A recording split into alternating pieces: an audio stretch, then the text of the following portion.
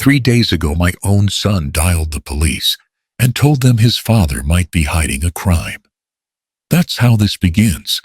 Not with a funeral, not with a will, but with the red and blue echo of a cruiser light sliding across our kitchen window at 2:17 a.m., jittering over the coffee pot and the pill organizer my wife keeps beside the sink. If you're hearing my story now, I wonder where you first stumbled into it. At a diner on a late-night radio rerun, or passed around like a campfire tale. If you could leave a note tucked under this story, I'd want to know what you think a father's dignity is worth, and what should happen when a son tries to pawn it. My name is Thomas Hale. I'm 60. I build roads for a living, a simple way to say I spent 32 years laying down lines other people drive on and forget about by lunchtime. Hale Roadworks and Engineering started with a rented roller, a rusted Ford, and a handshake the bank didn't think I could keep. I kept it anyway. The job puts grit in your teeth, and in January the air tastes like diesel and iron. But I've loved it like a stubborn dog that only listens to your voice. I was at the kitchen table when the knock came, 2 officers standing polite and stiff, the younger one sweating through his uniform, because our mountain nights in Boulder County are colder than people think. Margaret was awake already. She's 58, heart history, the kind of woman who learned to fold pain into the routines of bacon grease and hymn prayers. She had both hands on the countertop like she was holding the house still. "Mr. Hale," the older cop said, "we received a call suggesting there may be financial irregularities at your company and that you might be in danger of making hasty moves." Irregularities. Hasty moves. I could hear Aaron in those words like his voice had been boiled down to the bureaucratic syrup you pour over a decent man's life when you want to ruin the taste. I told the officers to sit. They declined. I offered coffee. They declined that too. They asked questions, soft ones at first, like tapping a tire to see if it would burst. Contracts, insurance carriers, the big interstate resurfacing job last summer. My attorney's name. I answered what I could, breathed slow, counted each inhale to keep my heart from outrunning Margaret's. When they left, my wife exhaled as if she'd been underwater for 5 minutes. "You need to call him," she said. "You need to call our son." "I will," I said, and didn't reach for the phone. There's a piece of truth they don't put on motivational posters. Sometimes the line between love and humiliation is just a form you signed because your kid asks you to. Aaron is 33, clever, fast with a spreadsheet, good at making a hard thing sound simple. I spoiled him more than I spoiled myself. That's the confession nobody demanded, but I'll give anyway. When he was a boy, I taught him to read the sky for weather and the ground for frost heave. I let him ride the roller with me, his small hands over mine, and he'd laugh when the engine chattered his bones. He called our roads ribbons. I saved every science fair ribbon he won, the real kind, sleep-deprived nights, stapling foam boards, while he dreamed he was a future I could hand him like a set of keys. I want to say he grew up lazy, but that's not the shape of it. Aaron got used to the shortest route. He learned to trust charm over calluses. You blink, and one day your kid starts treating the world like a buffet, where the first plate doesn't count. The night the police came, Margaret paced in her slippers. She picked up the phone, set it down. "Tom," she whispered, using the voice that got me through collapse and recession and the winter. My back gave out. Even good sons can be cruel when they're scared. I nodded, because I've seen fear dressed as ambition. I've seen it in a foreman who hid a mistake in a councilman who wanted the ribbon-cutting photo more than a safe shoulder on County 12. But it's different when fear puts your last name in the caller ID to the cops. Sleep didn't come. I made eggs I didn't eat. At 5 a.m., the horizon turned iron gray. I walked the deck and looked down the slope of our land, 140 acres of stubborn hills, lodgepole pine, and a sawdust-smelling dream I hammered together for Margaret over 3 summers of 2 12-hour days. The house is big enough for Thanksgiving, and small enough that I can hear her hum when she waters the potted basil over the sink. A man builds a place like that, not for applause, but to have something solid when the rest of life wobbles. By 8, the phones began. My office manager, Heather, trying to sound calm. A voicemail from our insurer, asking for a quick alignment of facts. A text from Aaron. "You've put us all at risk. We can fix this if you let me handle it." Then another. "Meet at 11. Melissa's bringing paperwork. This is to protect you." Protect me. That's a word people use when they've already drawn a map of your ruin and labeled it safety. I went in anyway. Pride tells you not to walk into a trap. Love tells you to give the trap a chance to reconsider. I parked in the lot. I paved myself, lines still fresh from last fall. Aaron and Melissa were in the conference room, the one with the framed aerial photo of our first 4-lane job on the wall. Aaron's tie was too tight. Melissa's smile was one of those charity auction smiles, all teeth and apology.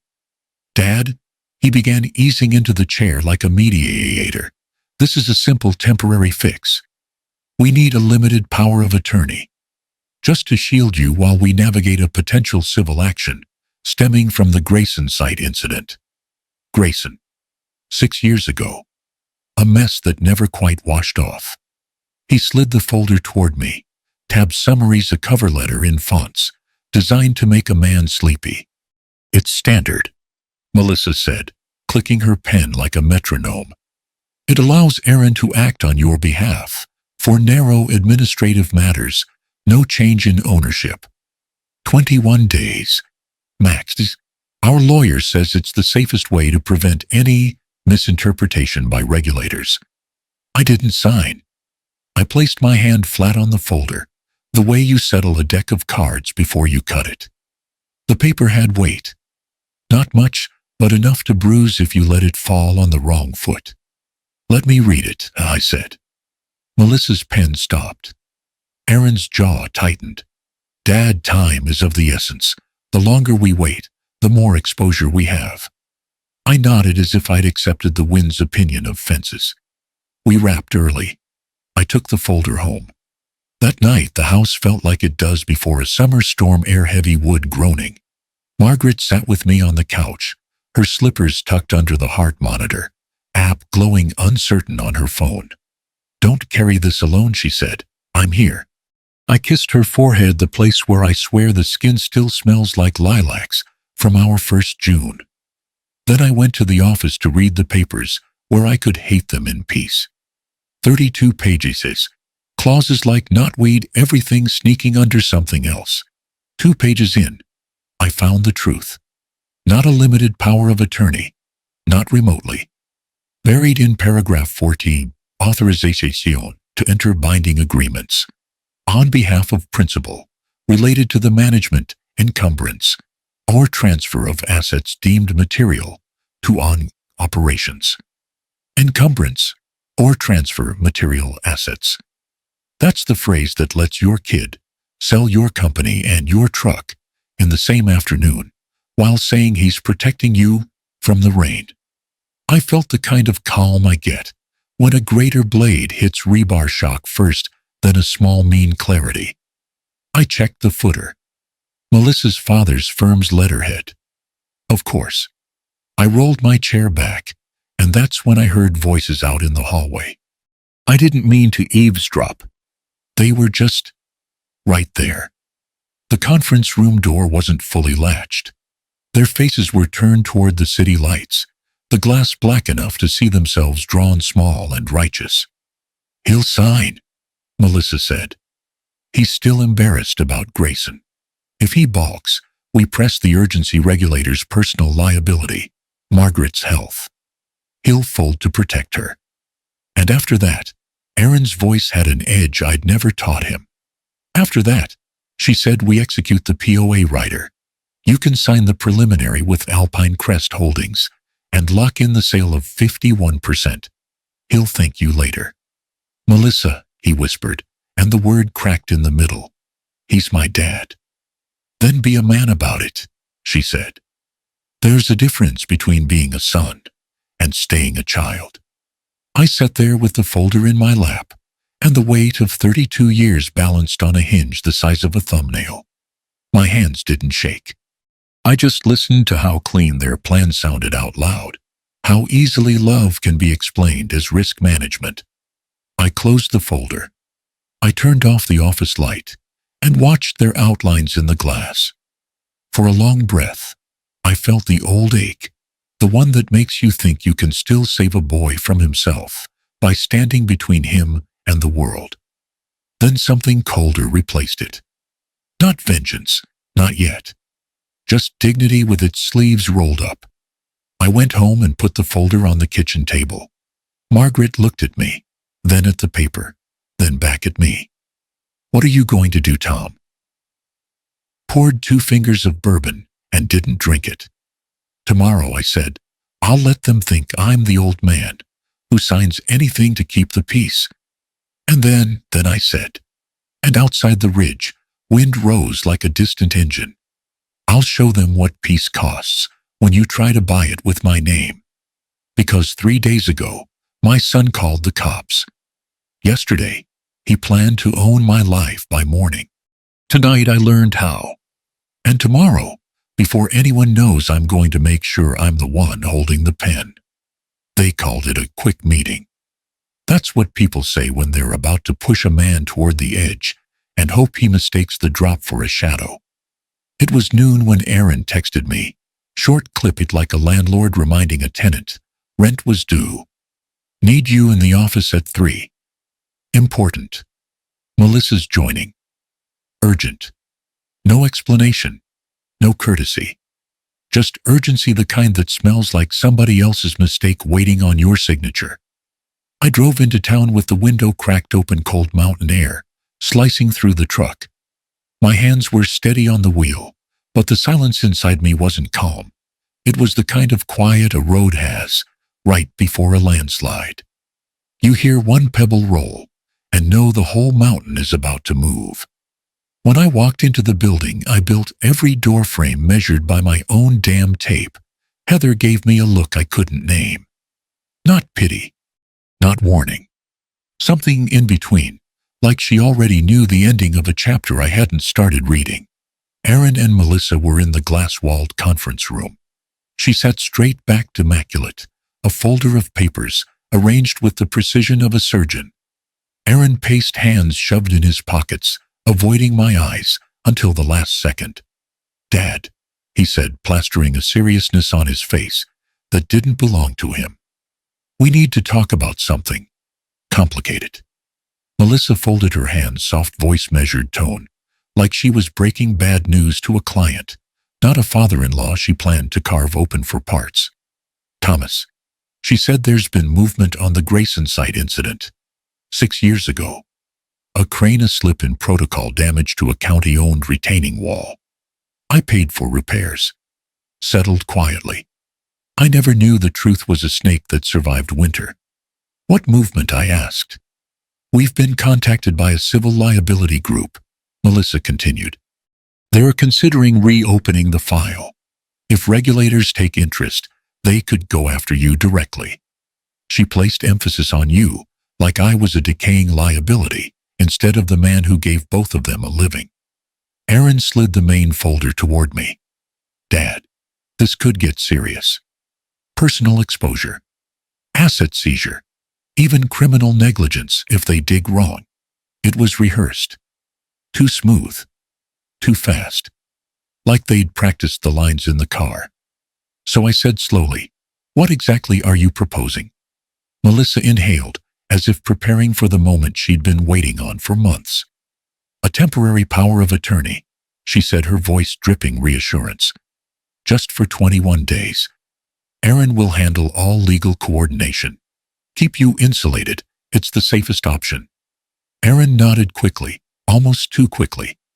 It's what any smart business owner would do, Dad. We don't have time for back and forth. We need your signature today. Today. Always today. When someone wants you to skip thinking. I opened the folder. The POA sat on top, clean, professional, thick enough to drown in, if you weren't careful. The first page looked normal, administrative language, limited scope, temporary authorization. But something in the way Melissa kept smoothing her skirt told me the poison wasn't on top. I closed the folder calmly. Let me take it home. Read it tonight. Melissa's smile tightened. Oh, Thomas, the timeline is tight. We really should finalize this now. But you said 21 days, I replied. We still have 20 and a half left. Aaron stepped in, palms raised as though he were handling a hostage negotiation. Dad, trust me, just sign it. I can take care of this. That was the moment right then when I knew exactly what was wrong. He wasn't asking me to trust him. He was asking me to surrender. Still, I nodded gently. I'll take it home. Aaron looked frustrated. Melissa masked hers better, but the pen in her hand clicked twice, once by accident, once in irritation. We wrapped. They left the office early for another meeting. Heather watched them go, then watched me. Everything okay, Mr. Hale? She asked. I lied. Just routine. That night, Margaret made soup chicken carrots thyme, a recipe older than our marriage. She moved slowly, her hand tightening on the counter, when the ache in her chest acted up. I stood behind her, rubbed her shoulders. What did they want? She asked. Documents, I murmured. Insurance stuff. She didn't believe me. Her silence said so. But she didn't push, because Margaret knows there are moments when a man's pride is all he has left between him and the dark. After dinner, she went to fold laundry. I went to my office lamplight, quiet, the kind of quiet that tells the truth faster than people do. The folder sat in the center of my desk like a live wire. I pulled the POA out page by page. The language was clean, too clean, like someone had scrubbed it until the lies shone. I read every line twice. Page 7, dangerous, but not fatal. Page 10, broad, but explainable.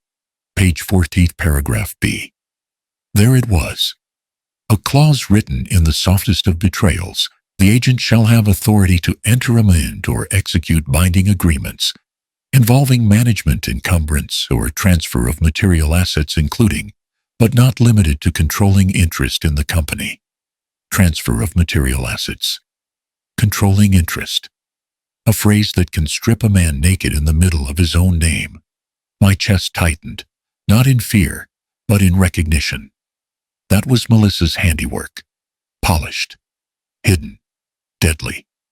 Before I could close the folder, headlights rolled across the driveway. Voices Aaron and Melissa's carried through the thin mountain air. They weren't supposed to be here.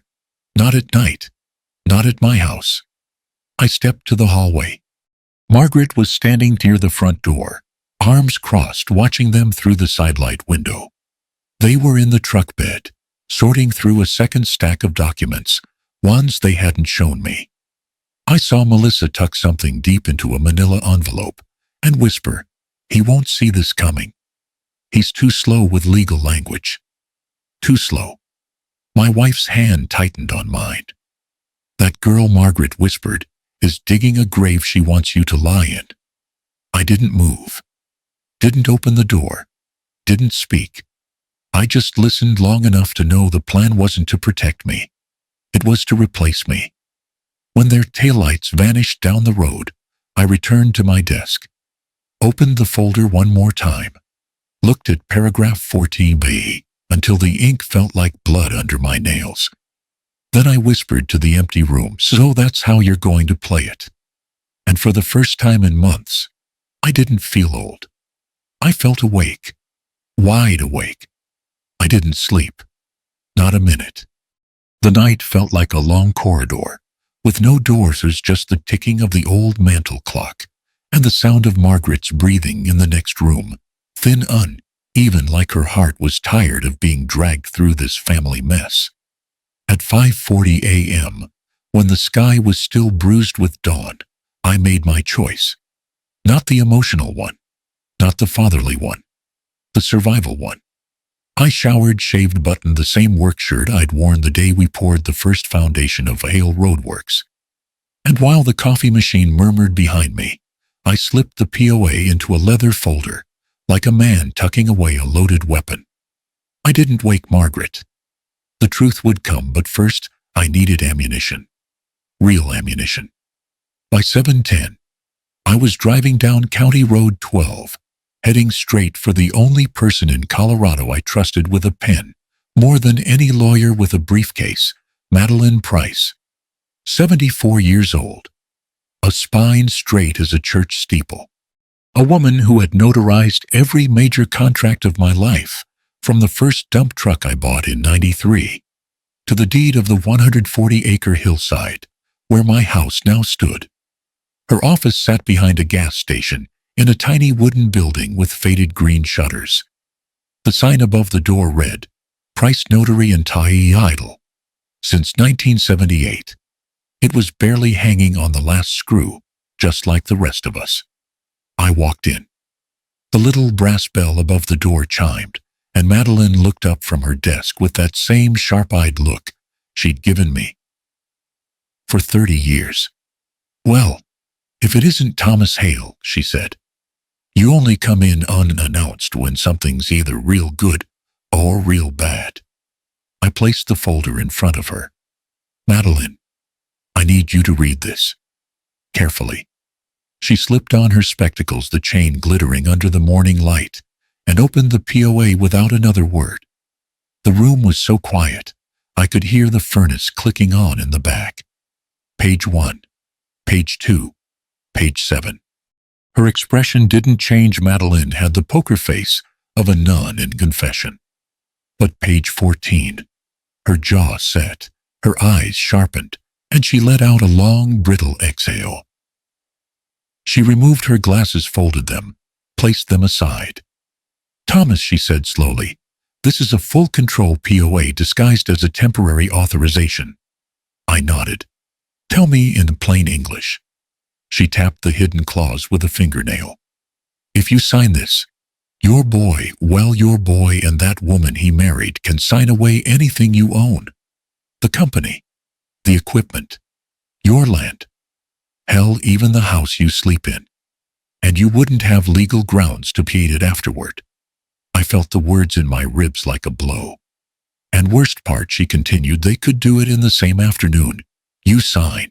Fast. Clean. Irreversible.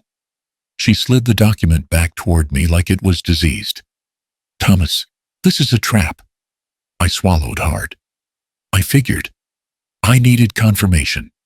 She leaned forward, lowering her voice. What are you planning to do? I looked her straight in the eyes.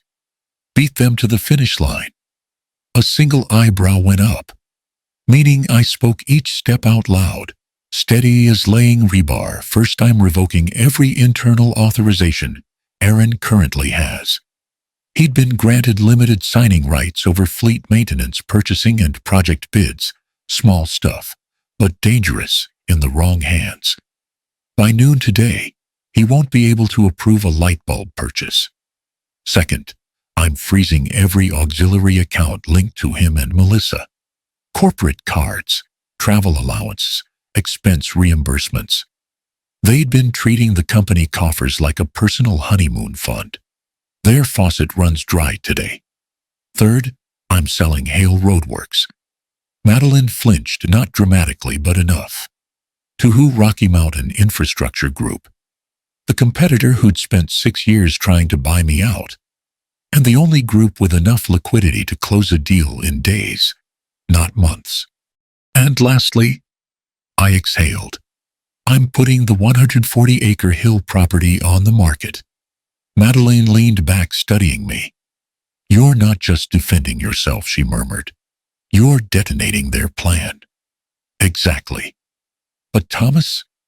Her voice softened. This is drastic. They'll come at you hard legally, emotionally, publicly. Are you ready for that storm? I don't have the luxury of not being ready, I said. They already declared their war. I'm just choosing the battlefield. She looked at me for a long moment, heavy, thoughtful, almost motherly.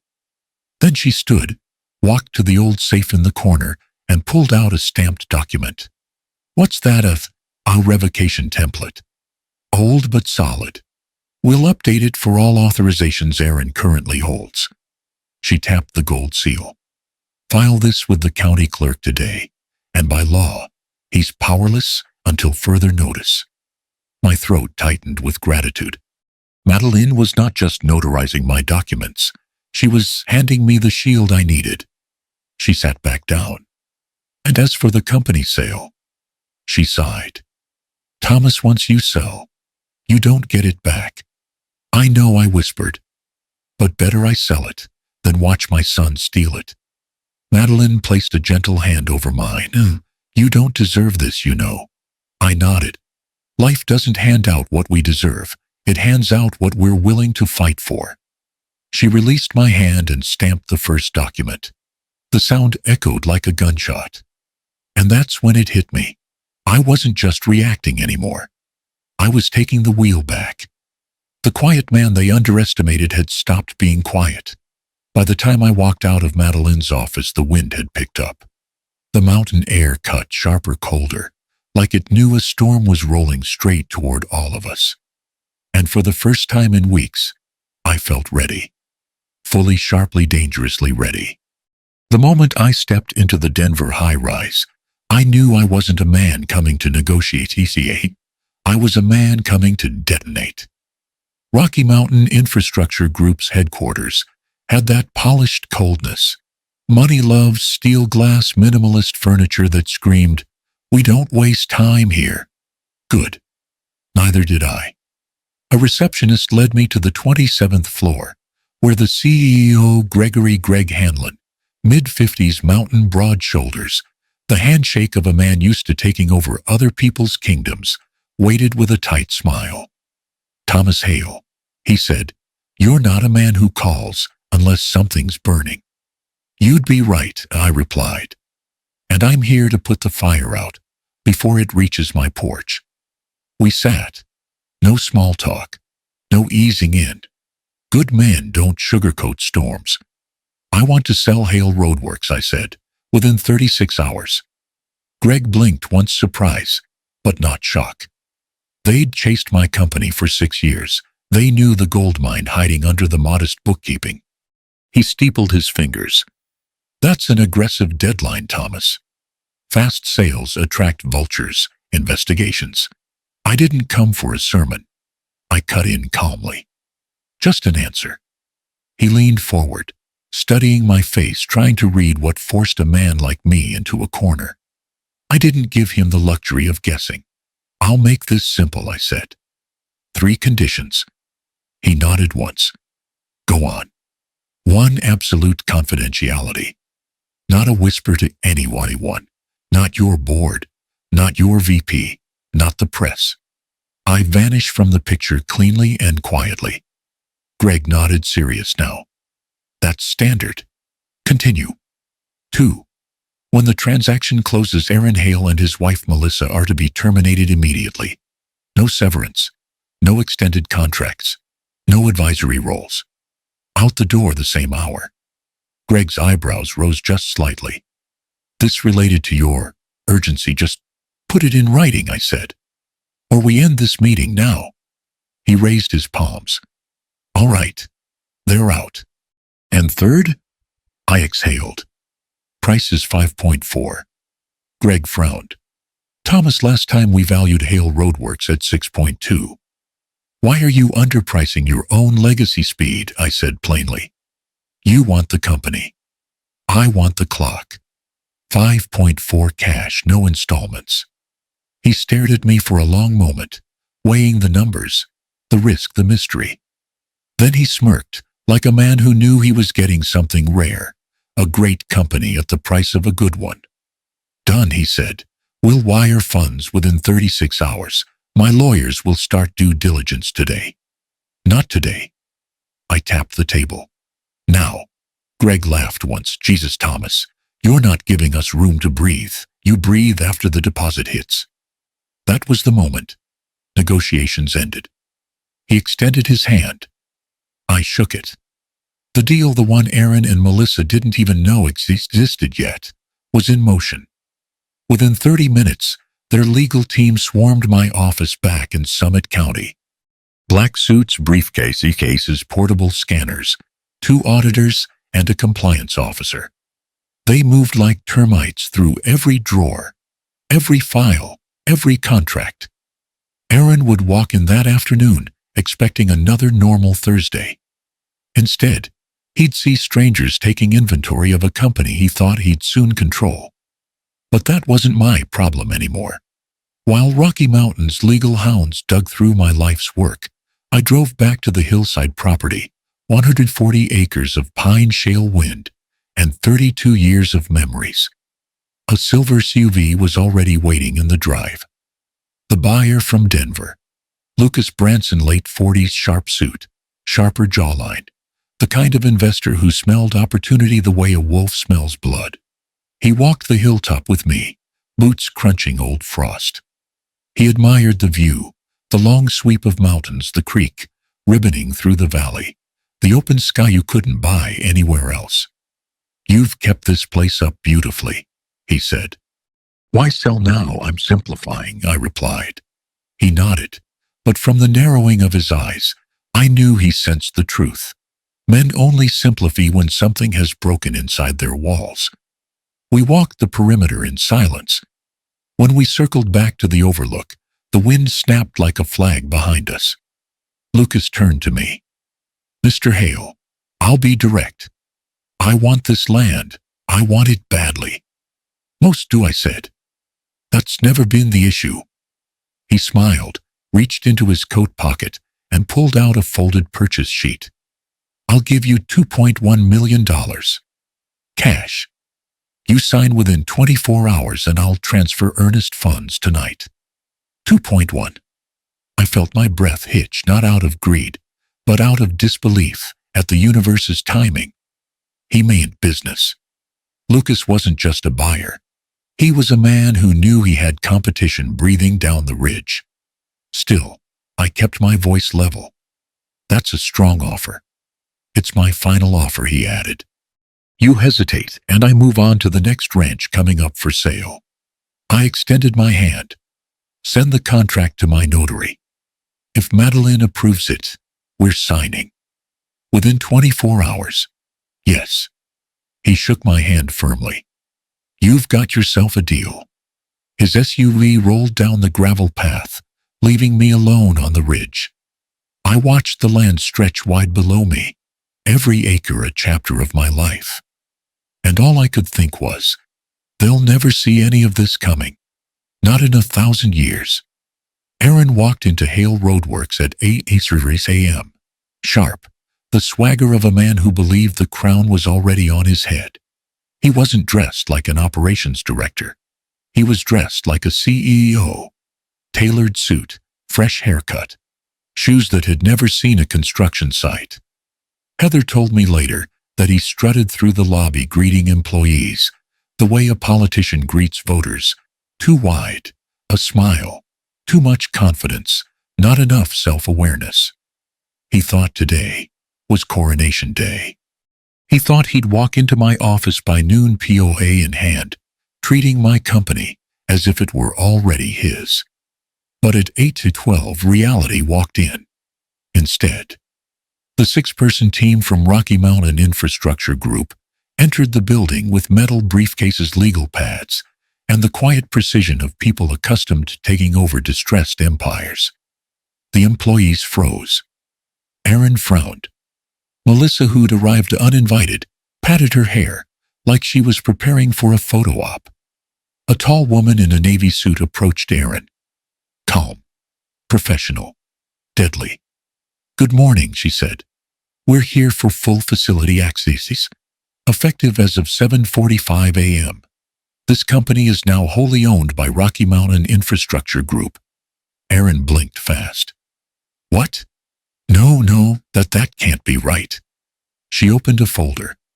Mr. Hale, please step aside. We need to begin the transition audit. I'm Aaron Hale, he said, planting his feet like a child refusing to leave a playground. My father and I have business matters to finalize today. The woman glanced at her documents, then back at him. I'm sorry. Aaron, who my father is. Thomas Hale, he snapped. I'm the acting. We found no such designation, she interrupted. No ownership records, no executive titles, no pending succession filings, no POA on file.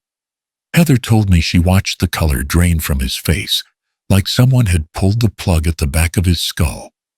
Melissa barged in, heels stabbing the tile, like she was trying to leave dents. What the hell is this? You can't just walk in here. The woman again turned calmly. We have full legal authorization. As of this morning, the sale has been certified and recorded with the county. Melissa barked. We'll sue you for illegal takeover, ma'am. The woman replied. Your name doesn't appear on any corporate record whatsoever. You have no legal standing in this building. Aaron's voice cracked. Where's my dad? I need to call him. Mr. Hale Sr. is no longer involved, and you, she tapped her clipboard, are being placed on administrative suspension, pending role review. 2 security officers stepped forward. Not aggressively, just enough to show this wasn't a debate. Please collect your personal items, one said. You're required to leave the premises immediately. Aaron's breath hitched. Melissa's eyes went wide with fury. This is ridiculous. Thomas would never. Thomas did, the woman said simply. Her voice held not an ounce of cruelty, just fact. Melissa lunged forward, pointing a shaking finger at the Rocky Mountain team. You people don't understand who you're messing with. This company is ours. Aaron is, ma'am. Security cut in. You need to lower your voice. Employees were watching now, peeking from cubicles, standing near the break room doorway, whispering behind hands. Some were stunned. Some were confused. Some, honestly relieved. Aaron's eyes darted around the room, pleading for someone to step in. No one did. Because everyone had seen the shift these past months. They knew Melissa's poison. They had watched Aaron morph into someone nobody recognized. Still, he tried one last time. I just need to speak to my father, he said, voice strained but soft. He must not know what they're doing. I just need... He pulled out his phone, dialed. My name lit up the screen. Dad. I didn't pick up. He called again. And again. Heather counted 6 times in a minute. I didn't answer any of them. Security stepped in. This way, Mr. Hale. Please. Melissa clung to his arm. We'll take them to court. Your father is going to pay for this. They don't know who they're dealing with. But her voice broke when Aaron's phone buzzed in his hand. A new notification. He froze mid-step. Bank alert. Your account has been temporarily restricted due to owner authorization changes. All linked corporate funds have been suspended. He scrolled. Another alert. Another. 4 more. His mouth fell open. His hands shook. No. No. Melissa grabbed the phone from him. What is it? He didn't speak. Didn't breathe. Just stared. Because in that instant, in the lobby of the company, he believed he would inherit. He realized the money, the safety net, the comfort he thought he controlled was gone. Frozen. Cut off at the vein. And for the first time in his adult life, Aaron Hale understood what it felt like to fall without a hand waiting to catch him. We left Colorado before sunrises. No dramatic goodbye. No final walk around the house. Just 2 suitcases, Margaret's medication bag, and the quiet understanding that staying another hour would pull us deeper into the chaos Aaron and Melissa had set loose. The sky was still purple when we crossed the state line into New Mexico. Margaret slept beside me, her head resting against the window. Her fingers curled around the edge of her coat, like she was bracing for something even in her dreams. I kept glancing at her chest, watching the slow rise and fall. She'd had 2 minor cardiac episodes in the last year, and the doctor warned us that stress could be gasoline on an already smoldering fire. And this was a wildfire. My guilt gnawed at me mile after mile. Not because I'd sold the company, not because I'd cut Aaron off, but because Margaret, my Margaret, was paying the price for a mess I felt I should have seen coming, long before it exploded. She stirred as we reached the outskirts of Santa Fe. "Oi, you okay?" I asked softly. She smiled the tired kind. "Just thinking. About home, no." A pause. About the peace we might finally get, if we let ourselves. I took her hand, pressed it gently. Even then, even after everything, she was still trying to lift the weight off both of us. We checked into a quiet adobe-style inn on the edge of Santa Fe. Warm lights, thick blankets, walls painted with desert sunsets east. A place where no one knew our name. A place where the storm couldn't reach us. At least for a moment. But storms always find cracks. And by 2:06 p.m., they found ours. My phone rang, then buzzed, then pinged, again. At first, it was cousins from Kansas. Then my brother's wife. Then an uncle I hadn't heard from in years. All of them furious. Disappointed, accusing. "How could you abandon your son? Why didn't you help him instead of humiliating him, selling the company behind his back, running off like a coward?" All variations of the same condemnation, delivered by people who had no idea what Aaron had tried to do. I didn't answer a single call. I didn't explain a thing. What was the point? People believe the story they hear first, and Aaron had gotten to them before I could even catch my breath. By evening, social media was a battlefield. I didn't have an account, but Margaret showed me screenshots. There was Aaron, pale, disheveled, standing in front of the building he'd been escorted out of just hours earlier. He posted a long caption about betrayal, about being blindsided, about a father who vanished after destroying his own family. 100 comments, then 1,000. Most of them comforting him, calling me a monster, a heartless old man, a tyrant who didn't know when to step aside. It hurt. Not the words, not the lies, but the realization that Aaron was willing to bury his father's name just to salvage his wounded pride. Margaret touched my arm gently. "Don't read more, Thomas." But I couldn't. Not yet. The wound needed salt before it could scab. That night, while Margaret slept in the soft glow of the bedside lamp, I finally opened the unread messages on my phone. 53 of them. All from Aaron. The first ones were red-hot rage. "You sold my company. You're insane. I'll sue you into the ground. Mom must be ashamed of you."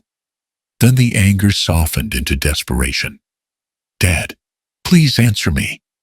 I don't understand why you're doing this. My accounts are frozen. I can't pay rent. Melissa is losing her mind." Then panic. "Were you forced to sell? Are you sick? Is someone blackmailing you? Just tell me you're okay." Then, the messages that hurt worst. "Dad, please, I messed up, okay? But don't leave me with nothing. I can't fix this unless you talk to me. Please don't turn your back on me." I set the phone down. My hands trembled not from fear, but from the unbearable weight of being both right and heartbroken. This was the cost of defending myself. The cost of choosing dignity. The cost of fatherhood, when love wasn't enough to fix what a son had broken. I stared at the dark ceiling of the small Santa Fe room until my eyes burned. And just when I thought the night had exhausted all its blows, my phone buzzed one more time. A message from Heather back at the office. "Thomas, a local news station just interviewed Aaron in the parking lot. The story is spreading fast. You're going to want to see this. The world outside our little motel room had finally caught the scent of blood. And they weren't going to stop at one interview. This was only the beginning. The interview aired at 6:00 p.m. on Channel 8 Santa Fe's TV, muted in our small adobe room, but the image is loud enough to punch straight through my chest. There was Aaron, standing in the cold shoulders, slumped eyes red, as if grief had carved him into a victim overnight. He looked younger than he had in years, weaker, almost believable. The reporter angled the mic toward him. "Aaron, can you tell us what happened?" He swallowed hard, staring at the ground like someone gathering courage.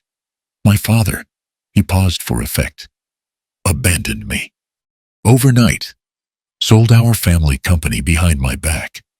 He dragged out the silence like a man wringing sympathy from stone, then looked into the camera straight, raw, wounded. "He took my future, took everything I worked for. I don't know where he is. I don't know why he hates me this much. I just want my dad back." I felt Margaret stiffen beside me. Her breath caught her hand gripping the blanket. "Thomas," she whispered, but she couldn't finish. The reporter nodded gravely. "And what do you hope happens now?" Aaron's voice cracked at the exact moment cameras love best. "I want him to come home, to explain, to stop pretending I'm not his son." The clip cut away. Then came the commentary. Then the hashtags. Then the online wildfire. Justice for Aaron, cruel father, elder abuse. In reverse, corporate betrayal. The internet crowned him a hero. And me, I became the villain of a story no one had the facts to judge. The phone buzzed nonstop. Strangers, extended relatives, former clients, voicemails dripping with disappointment, fury, self-righteous outrage. And just when I thought the fire couldn't burn hotter, Melissa's law firm filed a lawsuit. $7 million. Their claim: emotional devastation, financial sabotage, intentional destruction of Aaron's career trajectory. I laughed once, a bitter, empty sound. Career trajectory. The only thing Aaron had built in his life was a dependency on me. But $7 million was no joke. It was a legal warhead. We had to respond. Immediately. The next morning, I drove alone to Albuquerque to meet the only attorney I trusted besides Madeleine. Ruth Ferris, 67. Sharp-eyed. Widowed 10 years. Spent the last 4 decades tearing apart fraud cases with the precision of a surgeon and the righteousness of a preacher. When she opened her office door, she didn't hug me, didn't ask about the weather, didn't offer coffee. She looked at me like a mother looks at a son who's made a mess too big to hide behind the shed. "I saw the news," she said flatly. "You look like hell." "I feel worse," I replied. We sat. Her office smelled of old books and peppermint tea. Papers were stacked in neat towers that could withstand earthquakes. "All right," she said, "tell me what kind of stupidity your son or his wife has dragged you into." I placed the POA on her desk first, then the clause they tried to bury, then the notarized revocation, then my last card, the recording I'd made the night I overheard Melissa bragging about how simple it would be to maneuver me into signing control over to Aaron. Ruth didn't move as she listened, didn't blink, didn't breathe. When the recording ended, she leaned back slowly in her chair, lips pressed into a thin, lethal line. "Well," she said, "this isn't just betrayal. This is calculated dispossession." She tapped the POA with her pen. "If you'd signed this, they could have gutted you in an afternoon. That's why I didn't." She nodded once. Then her voice sharpened like broken glass. "Thomas, listen carefully. If these documents are real, and I know they are, we can bury their lawsuit before it even breathes." She began outlining the counterattack one point at a time. 1. File a motion to dismiss the lawsuit on grounds of fraudulent intent. 2. Present Melissa's recorded statements as evidence of coercion. 3. Submit the hidden POA clause to prove premeditated exploitation. 4. Release a controlled public statement with verified legal documents. You won't just defend yourself, Ruth said. You'll scorch the earth under their accusations. For the first time in days, I felt something other than fear. Resolve. Cold, steady, unshakable resolve. But just when Ruth stood to gather the files, her computer chimed. A new email. No subject line. No sender name. She frowned, clicked it open.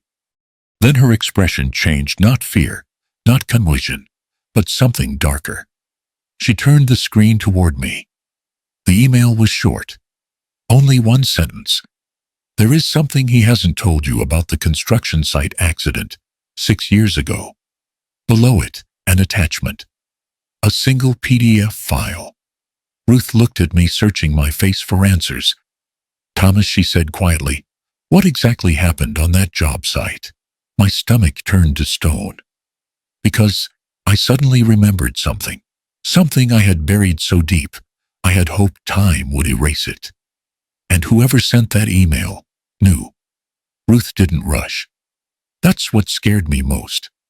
She handled the email like it was a live explosive, careful, deliberate eyes, narrowing the way only a woman, who has seen too many liars pretend to be saints, can narrow them. Before we open that attachment, she said, I need you to tell me right now what happened on that site 6 years ago. The room went still, the air heavy, my throat dry. Ruth, I murmured, I thought it was buried. She crossed her arms. Truth doesn't bury itself, Thomas. People bury it. And people always leave shovels sticking out of the ground. I closed my eyes, and the memory came back like a punch. It was a late autumn morning. The wind was mean, the kind that sliced through jackets and rattled teeth. We were finishing a county project, reinforcing a retaining wall near Grayson Pass. Routine work. Nothing fancy. Aaron had joined the crew that week. 27. Trying to learn the field after years of half-hearted office work. That morning, he insisted on helping move a load of gravel with one of the mid-sized dump trucks. Dad, I got it, he said, already climbing in. You said you wanted me to take initiative. I told him no. I told him he wasn't certified on that truck. I told him regulations were regulations for a reason. But he laughed, that cocky laugh I used to think was confidence, but later realized was just youth, with no sense of consequence. He started the engine anyway. I remember shouting. I remember running. I remember the crew waving their arms. But Aaron backed up too fast, misjudged the angle, and slammed the rear of the truck into the county wall, a structure holding back a slope of loose shale. The crack echoed like a rifle. The entire panel buckled. We were lucky it didn't collapse. Lucky no one died. But the damage cost me nearly $180,000 as a penalty with the county, and 6 months of headaches. Aaron cried that night, terrified, ashamed, begging me not to report the real cause.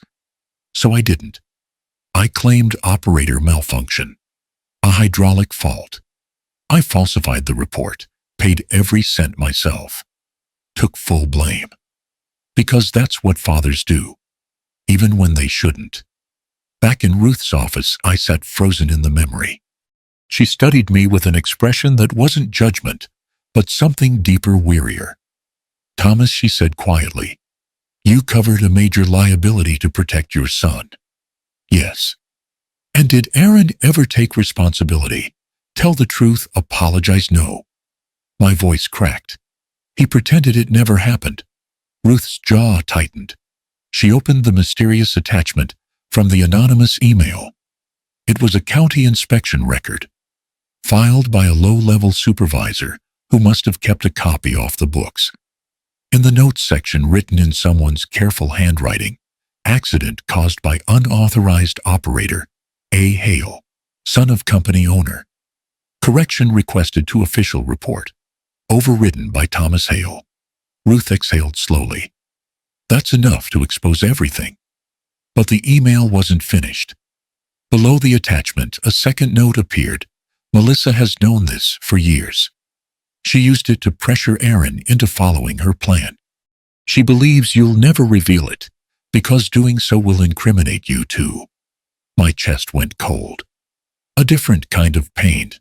Not betrayal this time, but humiliation, like someone had reached into the past and pulled out the one thing I'd prayed would stay buried. Ruth leaned back, tapping her pen against the folder. So that's her leverage, she murmured.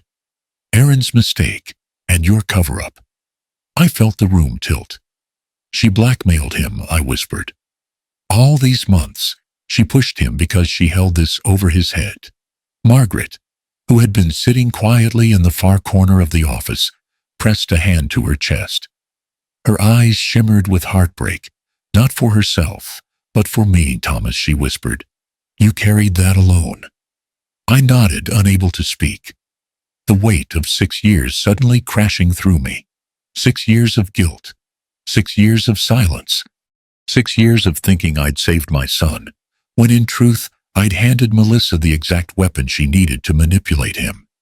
Ruth folded her hands on the desk. Her voice hardened, professional, but laced with something protective. Listen carefully. If this comes out in court, both of you are exposed. Aaron as the cause of a major safety violation, and you for falsifying the official record. She paused, then spoke the words that hung in the room like a blade. Thomas, you have to choose. Do we go public with this and scorch every bridge, or do we stay silent and fight without this evidence? The air felt heavy enough to break, because either choice would change everything, forever.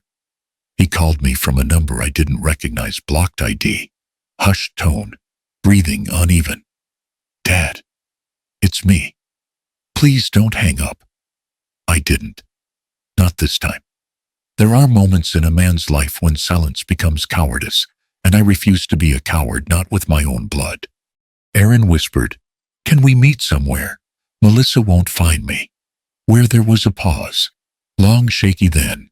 The old repair shed by Cottonwood Creek, where we fixed that rusted Ford when I was 16. The memory cut deep. Wrench grease under his nails, his laughter echoing through the rafters. The moment I thought naively that we were building more than engines. Building trust. Building a father and a son. I'll be there, I said. The shed hadn't changed. Same crooked roof, same oil stains on the concrete floor. Same musty smell of dust and exhaust trapped in the wood. And there he was, my boy.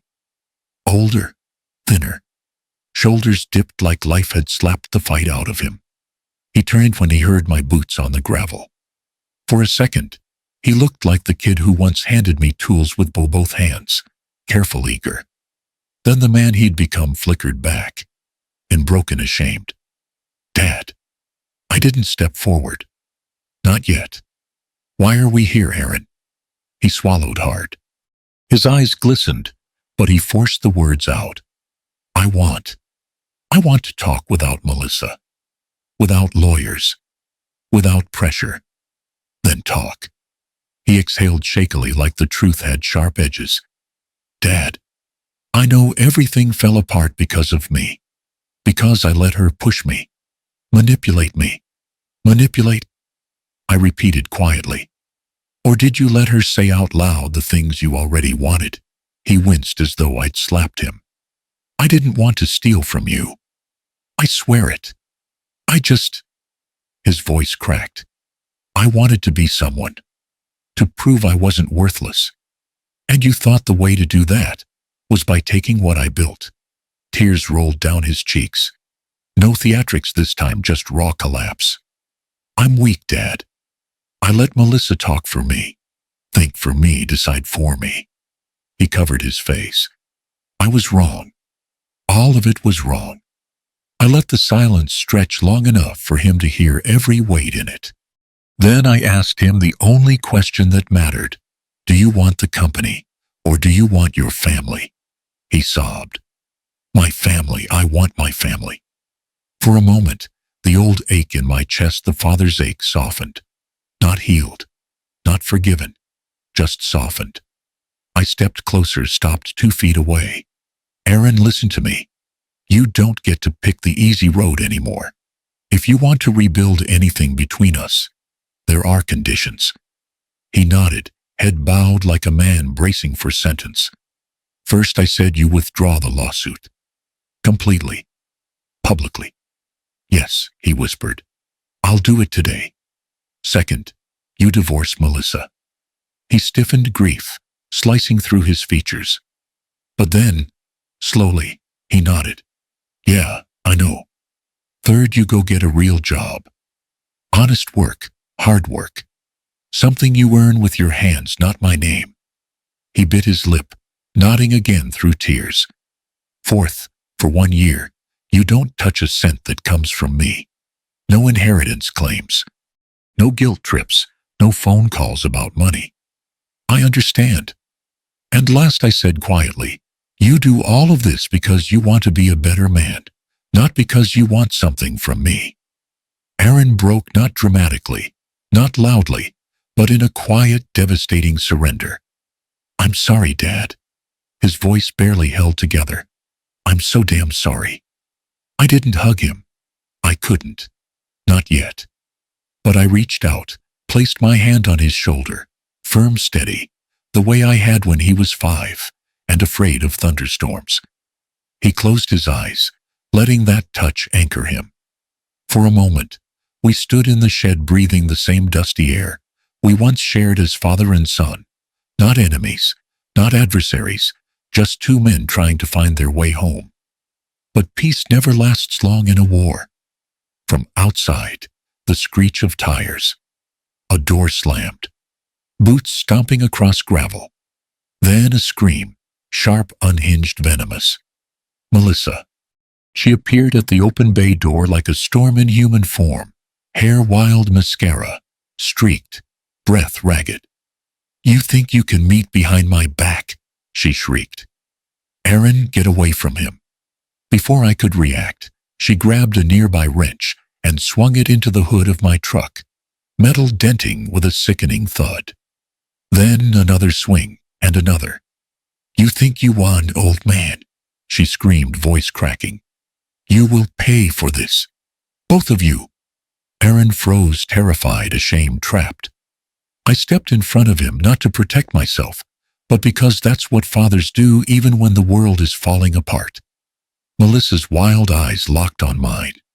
This isn't over, she hissed. I'll make sure you lose everything. The wrench hung from her hand. Her chest heaved, and in that moment, I realized something terrifying. She wasn't angry. She was desperate, cornered, dangerous. And she was ready to burn the whole world down if it meant taking us with her. A full year slipped by quietly, steadily, like snow melting off a rooftop in late winter. Life didn't crash or roar anymore. It just settled. And for the first time in a long time, I learned how to breathe without waiting for the next blow. Aaron got a job at a hardware store on the north side of Colorado Springs. $10 and some change per hour to haul lumber stock pallets and carry 50-pound bags of concrete for people who didn't know his name. I heard from Ruth that he showed up early every day. No excuses, no shortcuts, no complaints. The kid who once strutted through my company halls like a prince finally understood what it meant to earn $1 with the bones in his back. He also joined an alcohol recovery group, something I didn't know he needed until I heard from Margaret that he hadn't had a drink in 3 months. He went to therapy twice a week. Real therapy. Not the kind where you sit there blaming your childhood or your spouse, but the kind where a man is forced to name the things he fears about himself. Melissa, she vanished like a bad storm that finally ran out of Skistie. After she smashed my truck, Ruth helped press charges. When the court date approached, she disappeared. No forwarding address. No goodbye messages, nothing. Last I heard, she moved to Phoenix with her mother, dragging a cloud of debt and burned bridges behind her. For Aaron, losing her was like quitting poison cold turkey, violent at first, but life-saving. Margaret and I left Colorado behind. It wasn't home anymore. Too many ghosts, too many roads tied to pain. We found a small log cabin on the outskirts of Flagstaff, Arizona. A quiet place tucked among ponderosa pines, where mornings smelled like resin and distance, and evenings were cool enough that you needed a sweater even in Hawaii. Our house wasn't grand, not like the hilltop estate we used to have, but it felt honest, simple. A place built for two people who had already lived the loudest chapters of their lives and were ready to finish quietly. Margaret loved the front porch. She'd sit there with her blanket and tea, watching the sun go down behind the San Francisco peaks, listening to the wind comb through the pines. I'd sit beside her, not talking much. Old couples don't need a lot of words, they just need presence. Some evenings, she placed her hand atop mine and squeezed just to remind me we were still here, still standing. The knock on the door came one late autumn afternoon, early November, when the air had that sharp, cold bite, but the leaves hadn't fully surrendered their color. I knew it was him before I even opened the door. There's a way a son knocks. 3 soft taps, a pause, another tap like he's asking permission to exist in your space again. Aaron stood there wearing faded jeans, a jacket 2 sizes too big, and eyes that carried the weight of 12 months of rebuilding. "Hi, Dad." Just 2 words. But they landed deeper than any apology he had ever tried to give me. Margaret hugged him first. She didn't say a thing. She just pressed her cheek against his shoulder and held him like she was trying to make up for years lost to conflict. Then she went into the kitchen to warm up dinner, giving us space without making it obvious. He and I sat at the small wooden table. The plates clinked softly when Margaret set them down: meatloaf, roasted potatoes, green beans. A simple meal. A forgiving meal. We ate in silence. Not the cold, hostile silence of the past, just quiet, like 2 men learning how to be in the same room again. Halfway through the meal, Aaron cleared his throat. "I got promoted," he said softly. "Assistant floor manager." I nodded. "That's good." He swallowed hard. "I'm trying, Dad." "I know." And I did. Not because of what he said, but because of how he said it. Soft, steady. No self-pity, no manipulation. After dinner, Margaret excused herself, leaving us on the porch under the amber glow of the hanging lantern. Pine needles rustled. A cold breeze slipped between us. Aaron looked out at the mountains, then down at his hands that were no longer soft, no longer entooled. Hands that had worked, suffered, changed. He spoke quietly, almost afraid of breaking the air. "Dad, are we okay?" I took my time answering. A year is a long time to carry pain, but it's also just long enough to see a man's true colors. I leaned back in my chair, let the silence work for me, like age had taught me to. "Aaron," I said finally, "I haven't forgiven everything." He stiffened, bracing for the worst. "But," I continued, "I choose not to let the pain control the rest of my life." He looked at me, then really looked at me, not as a victim, not as a boy, begging for rescue, but as a man, recognizing what grace looks like when it's handed out slowly, carefully. A tear slid down his cheek. He didn't wipe it. Maybe he needed it to fall. I exhaled, feeling the weight of a chapter closing. "You hurt me, son, more than you'll ever understand. But you also stood up.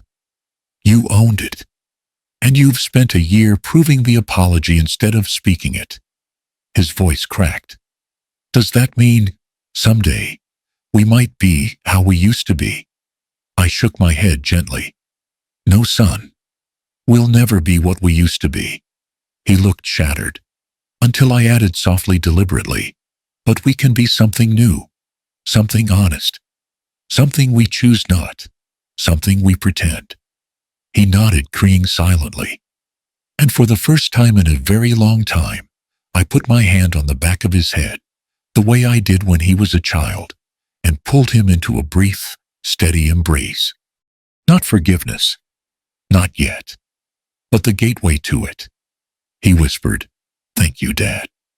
And I answered the only way. An old skin who's been wounded, broken, and rebuilt. Can we've both lived long enough to know this healing isn't forgetting. It's choosing now to let the old wounds own the years we have left. Outside, the autumn wind settled. The lantern flickered. The mountains stood silent witness. And there on that porch in a modest wooden house in Flagstaff, I finally understood something every older man eventually learns. Forgiveness isn't a gift you give to someone who hurt you. It's a gift you give to yourself, so the last stretch of your life can be lived with dignity, peace, and a heart that still knows how to love without fear.